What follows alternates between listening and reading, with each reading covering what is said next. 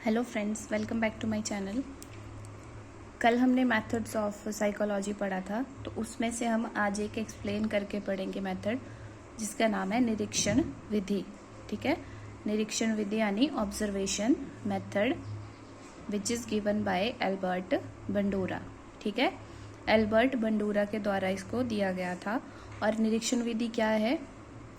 यह व्यक्तियों द्वारा प्रदर्शित व्यवहार या उनकी मानसिक प्रक्रियाओं के अध्ययन की एक अप्रत्यक्ष विधि है।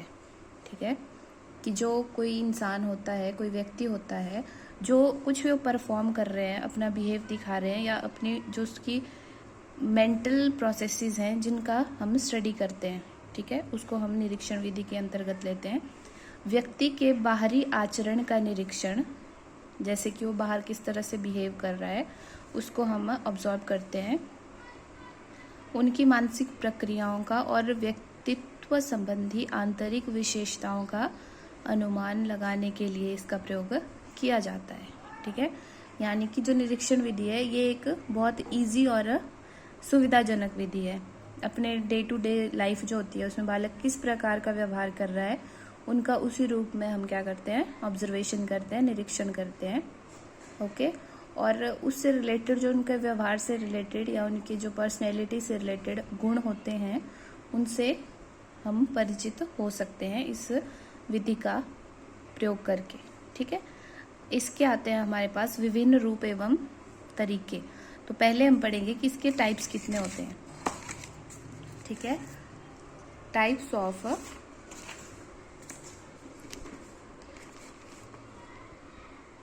Observation method. ठीक है, तो इसमें पहला आता है औपचारिक, फिर आता है अनौपचारिक, फिर आता है सहभागी और असहभागी। ठीक है, तो जो औपचारिक है उसमें क्या होता है, वो पूर्ण रूप से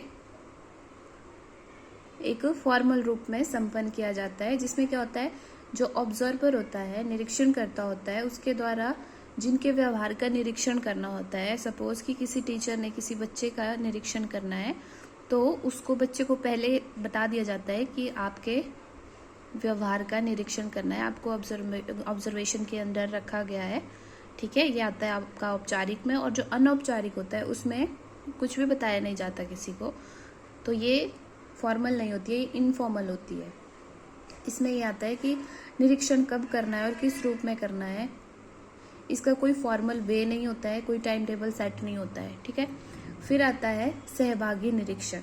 सहभागी निरीक्षण इस प्रकार का जो निरीक्षण होता है उसमें जो ऑब्जर्वर होता है वो व्यक्तियों का एक समूह का अभिन्न अंग बनकर उनके व्यवहार व व्यक्तित्व के गुणों की जानकारी एकत्र करने में सक्षम होता है। यानी कि जैसे कि हमारे पास जो अंडरकवर एजेंट्स होते हैं, ठीक है, वो आते हैं आपके सहभागी में, और सहभागी को बोलते हैं पार्टिसिपेंट ऑब्जर्वेशन। ठीक है, कि कोई आपने कोई मूवी देखी होगी जिसमें हीरो जो गुंडे होते हैं उनके गिरोह में शामिल हो जाता है। जैसे वांटेड मूवी में सलमान खान था, तो उनके गिरोह में शामिल होकर वो उनके सारे राज जान लेता है। तो सेम उसी तरह से इसमें भी होता है कि कोई व्यक्ति विशेष जिसके बारे में हमें उसके बिहेवियर के बारे में जानना है, उसके बारे में जानने के लिए हम उनके ग्रुप में जाके उसके बारे में जान सकते हैं। ठीक है, और इसमें आता है कि इस प्रकार का जो निरीक्षण होता है उसमें जो ऑब्जर्वर होता है उसमें व्यक्ति विशेष की जो कार्य होता है, उसका बिहेवियर होता है, उसके क्षेत्र से अपने आप को छुपाकर उनका निरीक्षण करना, यानी उनके ऊपर नज़र रखना। आप ऐसे समझ सकते हो इसको। ठीक है, सो नेक्स्ट हम पढ़ेंगे कि जो निरीक्षण विधि है उसको काम में कैसे लाया जाता है। इसके स्टेप्स बोल सकते हैं हम, इसके स्टेप्स कौन कौन से हैं, किस प्रकार से इसको अनुसरण में लाया जाता है। तो फर्स्ट स्टेप इज योजना बनाना तथा आवश्यक तैयारी करना। ठीक है, योजना बनाना और आवश्यक तैयारी करना यानी प्लानिंग एंड प्रेपरेशन। किस प्रकार के व्यवहार और व्यक्तित्व संबंधी गुणों के बारे में आवश्यक जानकारी निरीक्षण द्वारा इकट्ठी करनी है। यानी कि आपने एक डिसाइड तो कर लिया कि इसका निरीक्षण करना है, लेकिन आपको सबसे पहले क्या पता होना चाहिए कि किस प्रकार के व्यवहार और व्यक्तित्व संबंधी गुणों के बारे में आपको नॉलेज होनी चाहिए, इकट्ठी करनी है जानकारी उनसे रिलेटेड। फिर निरीक्षण किस प्रकार करना है, किसके द्वारा करना है, या फिर आपको कौन से टेक्निक्स का, कौन से उपकरणों की ज़रूरत होगी उसको करने के लिए, या फिर निरीक्षण करती बार आपको कौन सी सिचुएशंस रखनी है। इन सब बातों का ध्यान रखना पड़ता है आपको जब आप फर्स्ट स्टेप करते हैं इसका, प्लानिंग एंड प्रेपरेशन। ठीक है, फिर आपके पास आता है व्यवहार का निरीक्षण करना। ठीक है, व्यवहार का निरीक्षण, व्यवहार का क्रियात्मक रूप से निरीक्षण किया जाता है। निरीक्षण करने के तरीके तथा उसके विभिन्न रूपों जिनका वर्णन हो चुका है। ठीक है, यानी कि इस वाले स्टेप में हमारे पास क्या आता है, ऑब्जर्वर द्वारा जो व्यवहार होता है उसको क्रियात्मक रूप से ऑब्जर्व किया जाता है। ठीक है, फिर निरीक्षण करने के तरीकों तथा उनके अलग अलग जो डिफरेंट रूप होते हैं जिनका वर्णन हमने पहले कर लिया हुआ है, पीछे हमने पढ़ लिया हुआ है, उनमें से सबसे उपयुक्त जो बेस्ट तरीका होता है उसका इसके बारे में प्रयोग किया जाता है। ठीक है, सॉरी। और सबसे पहले एक बात याद रखी जाती है कि जो निरीक्षण करने की बात की पहले की सूचना है, या किसी भी प्रकार का ऐसा आभास व्यक्तियों को ना हो सके कि उनके व्यवहार का निरीक्षण किया जा रहा है। ठीक है, पहले अगर किसी को पता होगा तो हो सकता है वो अकॉर्डिंगली ही बिहेव करे कि उसको इस सिचुएशन में गुस्सा नहीं करना है, तो हो सकता है अगर उसको पता होगा तो वो गुस्सा ना करे, लेकिन उसका जो एक्चुअल नेचर है वो उसका गुस्से वाला ही हो। ये चीज़ें हो सकती हैं। तो आगे हम पढ़ रहे हैं नेक्स्ट पॉइंट, जीवन की वास्तविक परिस्थितियों में जहां व्यक्ति स्वाभाविक रूप से अपने क्रियाकलापों में लगे हों, वहां उनके संपर्क में आकर निरीक्षणकर्ता उनके व्यवहार को ऑब्जर्व करके कुछ बातें नोट करता है। तो इसमें कुछ बातें हम ऐसे समझ लेते हैं कि जो निरीक्षण बड़ी ही सावधानी से करना चाहिए हमें। ठीक है, और सबसे मेन काम होता है हमारे नेत्रों का, आंखों का, क्योंकि आंखों के द्वारा ही हम निरीक्षण कर सकते हैं। अगर दूरी अधिक है तो फिर टेलीस्कोप का प्रयोग भी हम कर सकते हैं। ठीक है, अगर दूरी अधिक ना हो तो व्यवहार संबंधी बातों को सुनने का भी पूरा कोशिश की जानी चाहिए। या फिर हम कोई हमारे गैजेट्स होते हैं, कैमरा होता है, ऑडियो वीडियो रिकॉर्डिंग होती हैं, ये सारी चीज़ों का प्रयोग हम कर सकते हैं इन सबको ऑब्जॉर्व करने के लिए।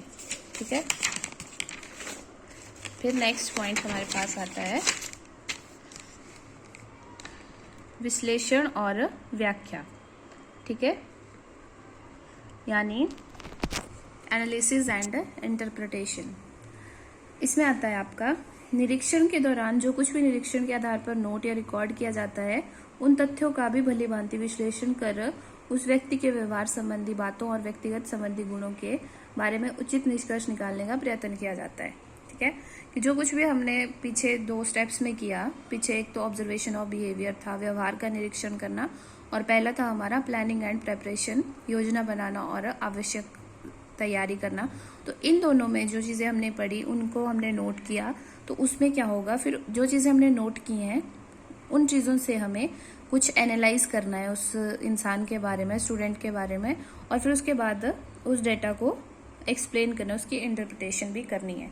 राइट, फिर नेक्स्ट आता है हमारे पास कि सामान्यीकरण करना, टू मेक जनरलाइजेशन। अब आपने ऊपर एनालाइज कर लिया, फिर आपको एक जनरल सी धारणा बनानी है। ठीक है, एक सामान्य सी धारणा बनानी है उन तथ्यों को आधार बनाकर। ठीक है, कि इस विशेष आयु के लोग जो होते हैं इस प्रकार की सिचुएशन में ऐसे बिहेव करते हैं। ठीक है, ये हो गया आपका जनरलाइजेशन का स्टेप। फिर आगे हम पढ़ते हैं कि इसकी मेरिट्स और डिमेरिट्स क्या हैं, इसके लाभ और हानियां क्या हैं। तो सबसे पहले हम पढ़ेंगे इसके लाभ। ठीक है, सबसे पहला आता है निरीक्षण विधि द्वारा किए जाने वाले सहज एवं स्वाभाविक व्यवहार, क्रियाओं तथा चेष्टाओं का भी बड़ी स्वाभाविक ढंग से जैसे वे संपन्न होती हैं अपने उसी मूल रूप में अच्छी तरह से अध्ययन किया जाता है। ठीक है, सहज एवं स्वाभाविक व्यवहार, क्रियाओं तथा चेष्टाओं का बड़ी ही स्वाभाविक, यानी कि स्वाभाविक होता है, नेचुरल वे में सारा काम किया जाता है। इसमें आपको कुछ भी अननेचुरल नहीं लगेगा कि ये काम ऐसे नहीं होना चाहिए था। ठीक है, फिर नेक्स्ट आता है कि वर्तमान से संबंधी विधि है, उनके भूत से नहीं, यानी कि जिस भी इंसान के बारे में हमें निरीक्षण विधि का प्रयोग करना है उसके ये प्रेजेंट से रिलेटेड होती है। उसके पास्ट में जो मर्जी हुआ हो, इट डजेंट मैटर, वो इससे कोई लेना देना नहीं रखता है। ठीक है, ये सिर्फ वर्तमान से रिलेटेड है। नेक्स्ट आता है कि पुनर्निरीक्षण करने की पूरी संभावना होती है। तो इसमें पुनर्निरीक्षण की पूरी संभावना बनी रहती है। यह कार्य कोई एक व्यक्ति भी बार बार कर सकता है। ठीक है, यानी कि एक बार जो ऑब्जर्वर बना हुआ है वो दूसरी बार भी बन सकता है, तीसरी बार भी बन सकता है, या फिर बहुत सारे ग्रुप में भी ऑब्जर्वर बन सकते हैं और एक जिम्मेदार भूमिका निभा सकते हैं। और अंत में हमारे पास जो रिजल्ट्स आते हैं उनकी जनरलाइजेशन भी हमें एक डेफिनेट एज ग्रुप के लोगों के बारे में बनानी होती है। विदाउट ट्रेनिंग भी निरीक्षण करता ऑब्जर्वेशन कर सकता है, ठीक है, कि किसी को ऑब्जर्व करना है। अब आपने सपोज मैंने आपको बिठा दिया कि ठीक है अभी मैं कुछ बोल रही हूँ, आप लोग देखो मैं सही बोल रही हूँ या गलत बोल रही हूँ, तो आपने कोई स्पेशल ट्रेनिंग नहीं ली है इसके लिए कि मैं सही बोल रही हूँ या गलत बोल रही हूँ इस चीज़ को नोटिस करने के लिए, फिर भी आप लोगों को ये समझ आ जाएगा कि मैं सही बात बोल रही हूँ या गलत बोल रही हूँ, राइट। सो ये वाला स्टेप यही दर्शाता है हमारे पास, इसी स्टेटमेंट को जस्टिफाई करता है। आगे आता है संख्यात्मक परिणामों की प्राप्ति भी आसानी से हो सकती है, ठीक है, संख्यात्मक परिणामों की प्राप्ति भी आसानी से हो सकती है। और इसमें क्या होता है, एक वैलिडिटी भी हमारे पास मिल जाती है, हमें यथार्थता भी होती है इसमें, यथार्थता, वस्तुनिष्ठता की संभावना अधिक होती है, यानी कि एग्जैक्ट होते हैं ये चीज़ें जो भी बनाई होती है, मैक्सिमम उस एज ग्रुप के बंदों के लिए बनाई है। तो अगर हम इनको अप्लाई करेंगे तो हो सकता है वो बिल्कुल सही हो, ठीक है। अब इसके कुछ दोष भी हैं, तो दोष में हमारे पास आता है प्रशिक्षित निरीक्षकों का अभाव। इसमें क्या होगा कि जो निरीक्षण विधि है उसको सफल निरीक्षक की बहुत ज़रूरत होती है, ठीक है, क्योंकि अगर आप निरीक्षण करती बार चूक जाते हैं तो हो सकता है आप उस जो आप जिसका आप निरीक्षण कर रहे हैं उसके बारे में कुछ मिस कर दें, ठीक है, या फिर उसकी कुछ अच्छी क्वालिटी भी हो सकती है और बुरी बात भी हो सकती है जिसको आप सुधारना चाहते हो, ठीक है। नेक्स्ट आता है आत्मनिष्ठा संबंधी दोष, और जो नेक्स्ट है हमारा वो होता है सब्जेक्टिविटी। आत्मनिष्ठा यानी सब्जेक्टिविटी, या जब हम किसी अपने पर, ठीक है, यानी हम अपने किसी दोस्त पे, घर के लोगों पे ये चीज़ ट्राई करते हैं तो हम क्या करते हैं कि उनमें हम लोग ऐसे देखते हैं कि हमारी अपनी जो इमोशंस होते हैं, थॉट्स होते हैं, हमारा नज़रिया होता है, उसका एक प्रतिबिंब बोल सकते हैं आप, उसमें हमें अपनी एक शैडो दिखाई देने लगती है कि नहीं ये ऐसा नहीं कर सकता है क्योंकि ये मेरा रिलेटिव है, ये मेरा फैमिली मेम्बर है, ये मेरा भाई है, मेरी बहन है, तो ये चीज़ें इसको अवरोधित करती हैं। नेक्स्ट पॉइंट है पक्षपात और द्वेषपूर्ण दृष्टि। ये भी आ सकता है कि अगर हम किसी अपने का, अगर ये आत्मनिष्ठता ही नहीं लेकिन जो हमारा पक्षपात और द्वेषपूर्ण दृष्टि है वो भी निरीक्षण में, ऑब्जर्वेशन में एक बहुत बड़ी अड़चन बन सकती है, ठीक है, कि मान लो आप दो लोगों का निरीक्षण कर रहे हैं, उसमें से आपको एक पसंद है तो हो सकता है आप उसको पॉजिटिव पॉइंट्स दे दें, ठीक है, जबकि वो पॉजिटिव डिजर्व ना करता हो, तो ये चीज़ें इफेक्ट करती हैं उसको।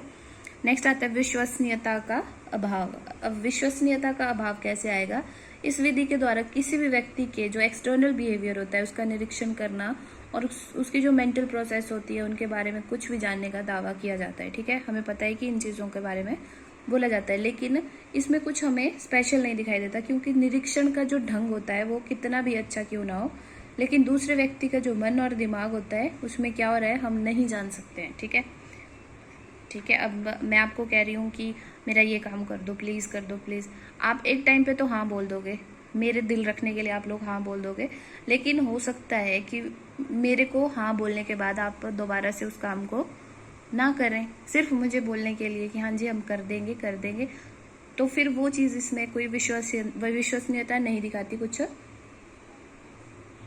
ठीक है। फिर आगे एक बुरा व्यक्ति, सपोज एक बुरा व्यक्ति है जो अपने इमोशन को छुपाने में बहुत माहिर होता है, ठीक है, और ऊपर से वो आपको ऐसे दिखा रहा है कि वो बहुत शिष्टावान है और वो बहुत चरित्रवान है, वो सारी चीज़ें खुद को आपके सामने शो कर रहा है, जबकि एक अच्छा आदमी है, वो इनफॉर्मल और बिल्कुल क्लियर बात कर रहा है और वो स्वभाव से वैसे जिद्दी लड़ाकू है और उसको ऐसे अनकल्चर्ड था दिखाया जाता है, तो फिर उस बात में आपकी निरीक्षण विधि काम नहीं करती है, राइट। फिर आता है निरीक्षण द्वारा बालक के संपूर्ण व्यवहार व व्यक्तित्व की जांच संभव नहीं है, यानी कि जो निरीक्षण होता है उसके द्वारा हम जो बालक होता है उसका पूरा बिहेवियर नहीं जान सकते हैं। निरीक्षण विधि का प्रयोग व्यवहार अध्ययन के लिए कुछ हद तक संभव तो है लेकिन संपूर्ण रूप से ये चीज़ नहीं की जा सकती है, ठीक है। जो उसका इनसाइड बिहेवियर है, इंटरनल बिहेवियर है और उसकी जो भी क्वालिटीज़ हैं उन तक पहुंच पाने का जो काम है वो क्या होता है, ऊपरी और बाह्य निरीक्षण द्वारा नहीं किया जा सकता है, ठीक है। जो एक्सटर्नल आपका बिहेवियर होता है उसको तो हम जान सकते हैं, लेकिन जो इंटरनल उसके बिहेवियर है उसको हम जान नहीं सकते हैं, ठीक है। अब हो सकता है वो सिर्फ हमें शो करने के लिए, कोई बच्चे होते हैं वो क्लास में ऐसे बैठे होते हैं जैसे बहुत शरीफ हैं, बहुत पढ़ के आए हैं, चाहे उन्होंने चीटिंग करके ये सारे मार्क्स लेने होते हैं। ठीक है, आगे आता है निरीक्षक तो चेतन व्यवहार का ही कुछ सीमा तक अध्ययन कर सकता है, और जो हमारा अनकॉन्शियस और सबकॉन्शियस माइंड होता है वहाँ तक पहुँच पाना इसके पहुँच से बिल्कुल बाहर होता है। ठीक है, तो ये इसके कुछ दोष थे, कमियां थी।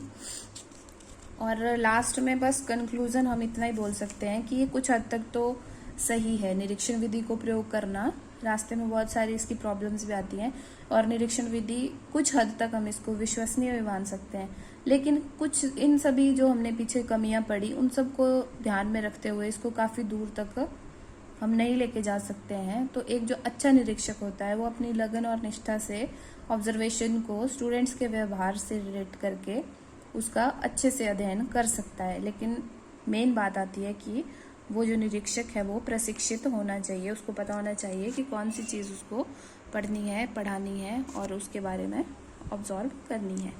So that's all for today. Thank you so much.